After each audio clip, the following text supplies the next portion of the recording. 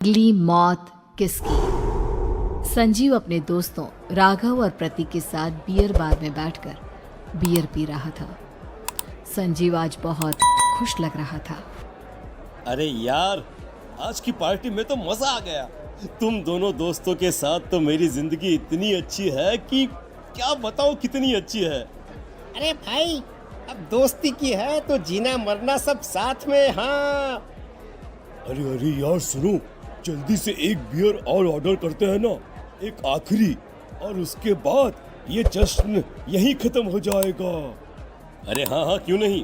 Waiter, जल्दी से 2 beer की बोतल लेकर आओ। आज मेरे दोस्तों को जश्न मनाना है, क्यों? इतने में वहां पर एक बहुत सुंदर लड़की छोटे छोटे कपड़े पहनकर हाथ में बियर की बोतल लेकर उसके पास आती है।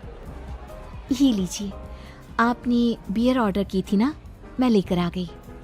क्या बात है यार, इस बार की वेटर तो बड़ी सुंदर है। अब बियर लेकर आई हो तो अपने हाथों से ही पिला दो ना। हाँ, क्यों नहीं, जैसा आप बोलोगे मैं वैसा ही करूँगी। क्या बात है यार, अब तो लगता है रोज यहीं आना पड़ेगा। उसके बाद वो लड़की उन तीनों को बियर सर्व कर देती है। पार्टी करने के बाद वो तीनों अपने अपने घर जाते हैं।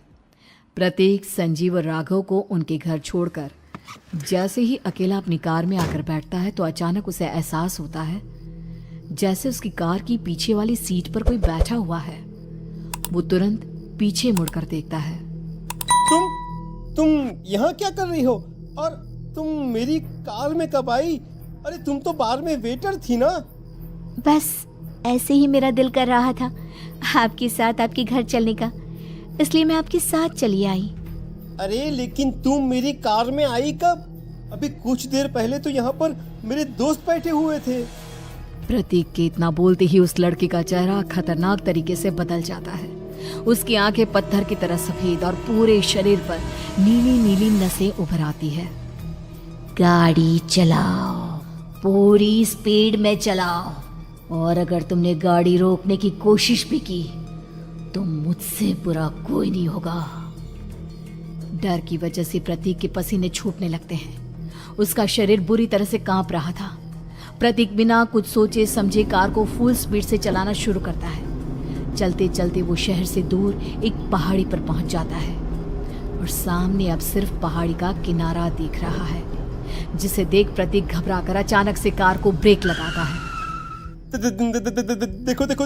देखो, मुझे छोड़ दो मुझे। अगर मैंने गाड़ी जरा सी भी आगे बढ़ाई तो हम दोनों नीचे गिरकर मर जाएंगे।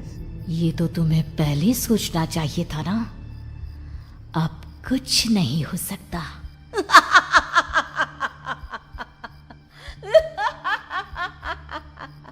छोड़ दो मुझे।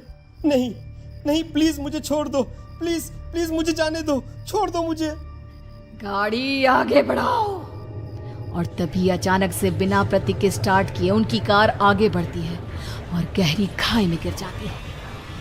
उसके चीखने की आवाजें चारों तरफ सुनाई देती है।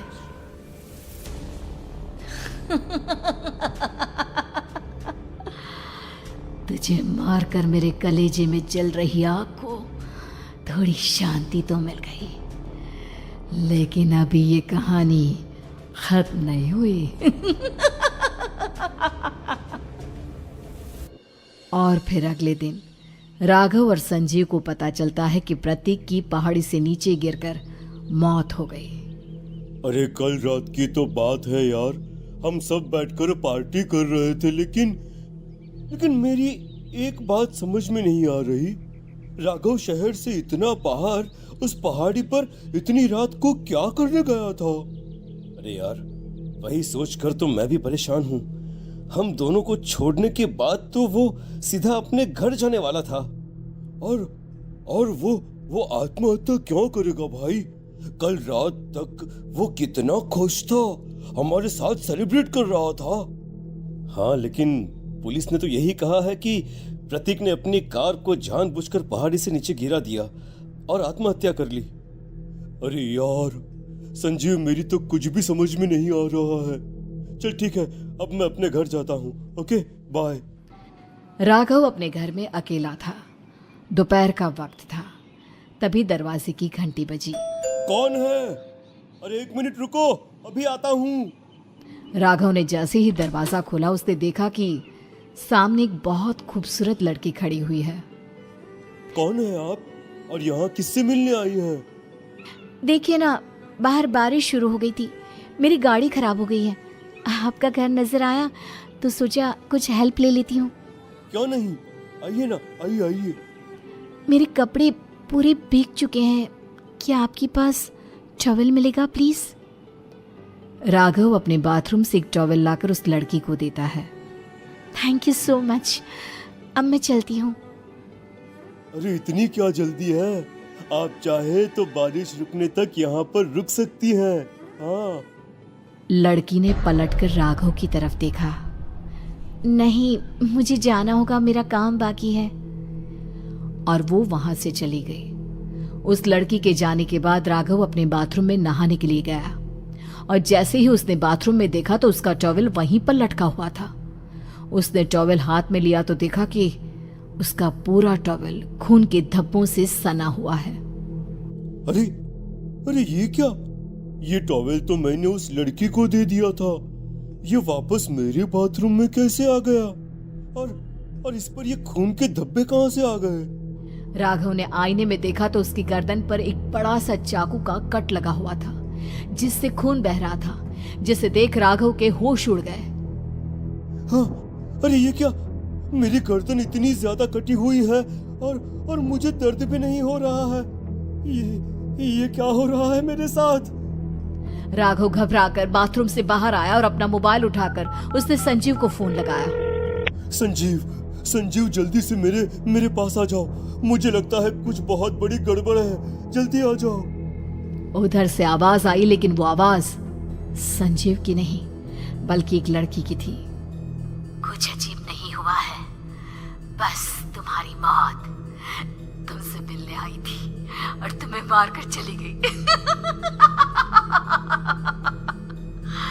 अब तुम इस दुनिया का हिस्सा नहीं हो राघव, इसलिए तुम्हें अपनी गर्दन के कटने का दर्द भी महसूस नहीं हो रहा। नहीं, ऐसा नहीं हो सकता, ऐसा नहीं हो सकता। कौन हो तुम?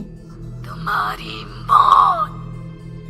अब संजीव के पास खबर पहुंचती है कि राघव ने अपने ही घर में चाकू से गर्दन काटकर आत्महत्या कर ली। ये सुनने के बाद संजीव के होश उड़ गए। वो पसीने से तरबतर हो गया और एक अनजाना डर अब उसके दिल को सताने लगा। संजीव के साथ ही उसका एक छोटा भाई राजीव भी रहा करता था। अपने भाई को इस तरह परेशान देखकर राजीव उसके पास आया। अरे भैया, क्या हुआ भैया? आप इतने घबराए हुए क्यों लग रहे हैं? प्रतीक और राघव की मौत, मेरा मतलब मेरी कुछ समझ में नहीं आ रहा भाई। अचानक से मेरे दोनों दोस्तों ने आत्महत्या क्यों कर ली? अरे वो तो मेरी भी समझ में नहीं आ रहा है भैया। हाँ, हो सकता है कि कोई परेशानी होगी और इसीलिए उन्होंने ऐसा किया होगा। हाँ, लेकिन दोनों की जिंदगी में एक साथ परेशानी और दोनों का इतनी खतरनाक तरीके से आत्महत्या करना, कहीं ऐसा तो नहीं मैं भी मर जाऊंगा? अरे आप ऐसी बातें क्यों कर रहे हैं भैया? वैसे ही मैं इतना परेशान हूँ।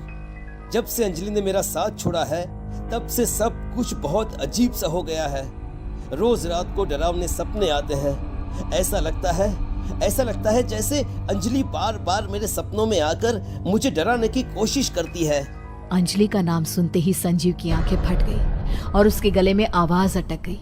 उसके चेहरे पर घबराहट साफ नजर आ रही थी। कौन थी वो लड़की जिसने प्रतीक और राघव को आत्महत्या की आड़ में मौत के घाट उतार दिया? और कौन थी अंजलि जो बार बार राजीव के सपनों में आकर उसे डरा रही थी? अंजलि का नाम सुनकर संजीव इतना घबरा क्यों गया? इन सवालों के जवाब जानने के लिए देखिए इस खतरनाक कहानी का अगला भाग।